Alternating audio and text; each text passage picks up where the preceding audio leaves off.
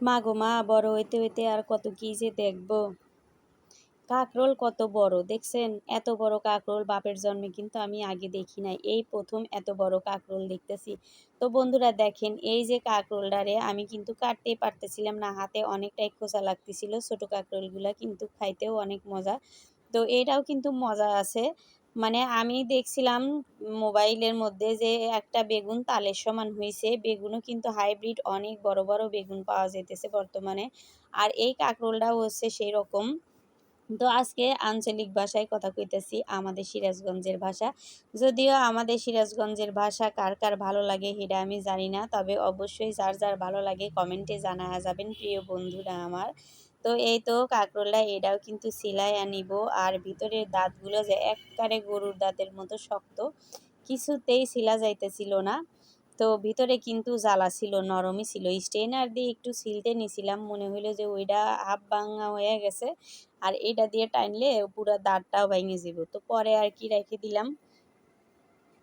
এই যে দেখেন কাঁকরোলটার কি ভিতরে বিচি রে বাবা রে বাবা, দাঁড় আগা দিয়ে আর কি টাইনে টেনে তুলতেছিলাম।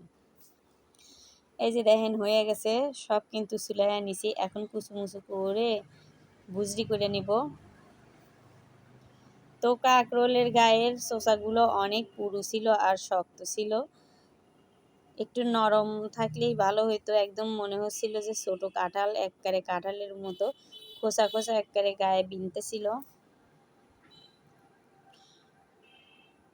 এই যে যতই কাটতেছিলাম ততই ভিতর থেকে বারবার খালি বিচিই বেরোচ্ছিল।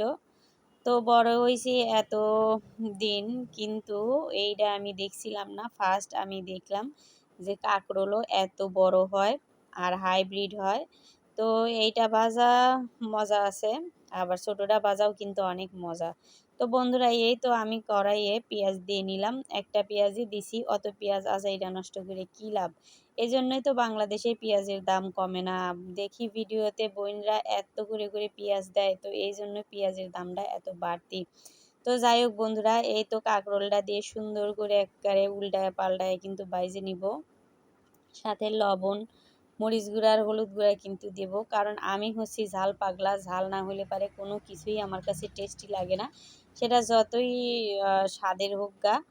তো খাইতে নিলে যদি ঝাল ঝাল না লাগে ভাত, তাহলে কিন্তু মজাই লাগে না। ভর্তা ভাজি এইগুলা আমার খুবই প্রিয় খাবার।